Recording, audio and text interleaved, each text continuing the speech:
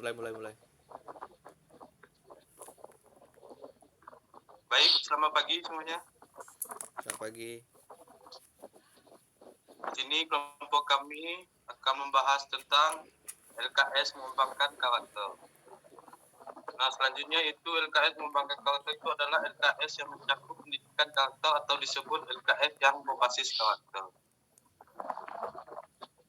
LKS berbasis karakter dihasilkan melalui 4 tahap pengembangan, yaitu 1. Analisis, 2. Desain, 3. Pengembangan, 4. Evaluasi. Nah, selanjutnya yaitu saya akan menjelaskan 4 tahapan tersebut. Yang pertama yaitu analisis. Tahapan analisis meliputi analisis tujuan, analisis materi, analisis konsep, analisis tugas, dan analisis pembelajaran. Yang kedua yaitu tahap desain. Tahap desain meliputi mendesain FWP, LKS, dan instrumen pembelajaran atau angket dan lembar observasi, serta penentuan jadwal dan tempat penelitian. Yang ketiga itu tahap pengembangan. Tahap pengembangan terdiri dari yang pertama yaitu validasi ahli, materi, dan desain pembelajaran. Yang kedua, uji coba perorangan melibatkan 6 orang siswa. Yang ketiga, uji coba kelompok kecil untuk mendapatkan data kelayakan LKS menurut siswa dan guru. Keempat, tahap evaluasi, terdiri dari evaluasi parsial yang dilakukan di setiap tahap pengembangan dan evaluasi secara keseluruhan pada akhir kegiatan pengembangan. Selanjutnya yaitu akan dilanjutkan teman saya. Sekian dari saya, terima kasih. Baik, sini saya akan melanjutkan penjelasan materi dari hasil pembahasan. Pengembangan LKS dimulai dari tahap analisis, yaitu 1. Analisis tujuan, yaitu menentukan tujuan pembelajaran dan tujuan percobaan suatu kompetisi dasar. Menentukan karakter yang dinilai berupa rasa ingin tahu, hati-hati, tanggung jawab, jujur, kritis, dan peduli lingkungan. Menetapkan keterampilan yang dinilai berupa mengambil dan meletakkan kembali alat dan bahan yang digunakan untuk percobaan. Melakukan percobaan serta menulis hasil percobaan. 2. Analisis materi fisika yang dikembangkan yaitu fluida, statik melalui angket analisis kebutuhan. 3. Analisis konsep menetapkan metode pembelajaran melalui praktikum dengan bantuan LKS melalui pendekatan saintifik. 4. Analisis tugas dengan menyusun prosedur LKS dari judul hingga pertanyaan-pertanyaan yang harus siswa dalam 5 kali pertemuan. 5. Analisis pembelajaran, yaitu memiliki tingkat kemampuan yang berbeda-beda. Tahap desain, yaitu mendesain LKS. LKS ini terdiri dari 40 halaman, terdiri dari cover, daftar isi, KI dan KD, peta konsep kompetensi LKS, dan isi LKS berupa 5 unit kegiatan pencobaan paudia statik. Setiap unit terdiri dari judul, identitas siswa, lokasi, kasih waktu, petunjuk kerja, serta tujuan pencobaan, landasan teori, prosedur LKS. LKS berbasis pendekatan saintifik dengan model pembelajaran berdasarkan masalah sehingga isinya terdiri dari pemberian masalah, alat dan bahan, prosedur percobaan, tabel pengamatan, analisis data, kesimpulan, pemecahan permasalahan, dan soal pendalaman materi. LKS yang dikembangkan terintegrasi nilai karakter yaitu rasa ingin tahu, hati-hati, tanggung jawab, jujur, kritis, dan peduli lingkungan. Terima kasih. Saya kembalikan kepada moderator. Baik, selanjutnya akan dilanjutkan pemateri ketiga. Pemateri ketiga, silakan. Aku, Kak. Baik, perkenalkan,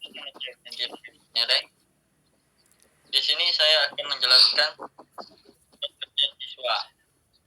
Yang pertama, ringkasan materi. Dengan ringkasan materi ini, siswa akan memahami materi. Soal-soal latihan.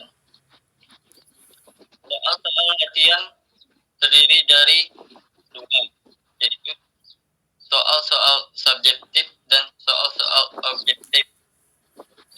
Soal-soal subjektif disebut sebagai soal uraian yang memberikan kebebasan kepada peserta didik memilih dan menentukan jawaban.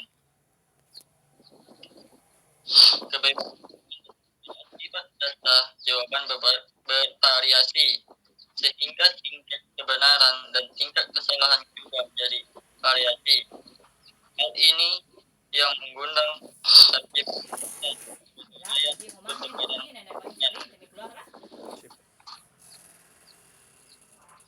Yang kedua, soal-soal objektif.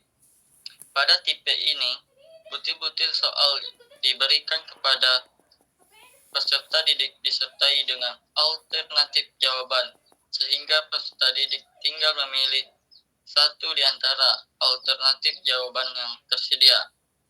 Jawaban tersebut hanya ada satu yang paling benar atau yang paling benar, sedangkan yang lain salah. Sekian dari saya, terima kasih. Baik, terima kasih kepada pemateri ketiga. Selanjutnya akan dilanjutkan pemateri keempat atau pemateri terakhir. Pemateri keempat, saya persilakan. Nah, baik. Pada kesempatan kali ini saya akan menjelaskan tentang manfaat lembar kerja siswa LKS dan tujuan lembar kerja siswa. Nah, menurut tim instruktur PKG dalam Sudiati 2003, tujuan lembar kerja siswa atau LKS Maaf, Jeb. antara lain. Salah, Jeb. Kan itu kah? Yang satunya tadi tuh. Oh, yang nong kasih barusan tuh. Iya.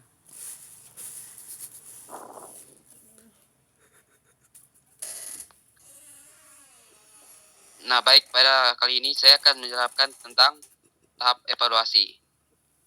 Nah, di sini dilakukan revisi secara keseluruhan terhadap LKS setelah dilakukan uji coba kelompok kecil. Berdasarkan hasil penelitian diperoleh data perkembangan sikap ilmiah siswa berupa yang pertama itu peningkatan rasa ingin tahu siswa. Dikarenakan LKS memberikan permasalahan yang membuat siswa termotivasi. Nah, hal ini serupa dengan hasil penelitian Setiorini WDKK 2004. Terjadi perkembangan karakter rasa ingin tahu pada diri siswa dikarenakan kegiatan menduga pada LKS menampilkan permasalahan. Nah, yang berikutnya perubahan sikap hati-hati dalam melakukan percobaan dengan menggunakan alat dan bahan sesuai fungsinya. Yang berikutnya lagi, tidak terjadi perubahan sikap ilmiah, tanggung jawab, dan jujur, karena siswa telah memiliki kebiasaan untuk menyelesaikan semua tugas dengan baik dan tepat waktu, serta dikerjakan sendiri sesuai prosedur percobaan. Nah, yang artinya, sikap tanggung jawab dan jujur sudah menjadi budaya di sekolah. Hal ini sejalan dengan pendapat yang dikemukakan Swell dan College Echyanni 2013, bahwa penanaman karakter dapat diintegrasikan pada pembelajaran hingga menjadi kultur dan budaya di lingkungan sekolah. Nah, peningkatan sikap ilmiah kritis di mana siswa sudah mulai menjawab pertanyaan yang diberikan guru, walaupun masih ragu menyampaikan pendapat perubahan sikap ini, dikarenakan LKS dikembangkan dengan memberikan permasalahan yang berbeda-beda di setiap pertemuan. Nah, yang berikutnya, perubahan sikap peduli lingkungan di mana siswa sudah mulai membersihkan tempat percobaan dan membuang bahan yang tidak digunakan, walaupun bukan ke tempatnya. Nah, kemudian kegiatan penyelidikan atau pemecahan masalah. Trianto 2007. Siswa membutuhkan keterampilan proses ketika melakukan penyelidikan ilmiah dan selama proses pembelajaran. Karsil 2009. Keterampilan siswa yang dinilai selama proses melakukan praktikum di kelas ada 4 aspek, yaitu mempersiapkan alat dan bahan yang diperlukan, melakukan percobaan, menuliskan hasil percobaan, dan mengembalikan alat dan bahan yang telah digunakan. Nah, dari keempat aspek tersebut, mempersiapkan dan mengembalikan alat dan bahan memiliki kriteria cukup baik, karena siswa terbagi dalam kelompok kerja. Jadi hanya beberapa siswa saja yang mengambil dan mengembalikan alat. Kadang juga diberikan oleh guru terlebih dahulu. Nah, sekian materi yang dapat saya sampaikan. Kurang lebihnya saya mohon maaf. Sekian dan terima kasih. Baik, terima kasih kepada pemateri keempat. Demikian presentasi yang kami dapat sampaikan. Sekian dan terima kasih.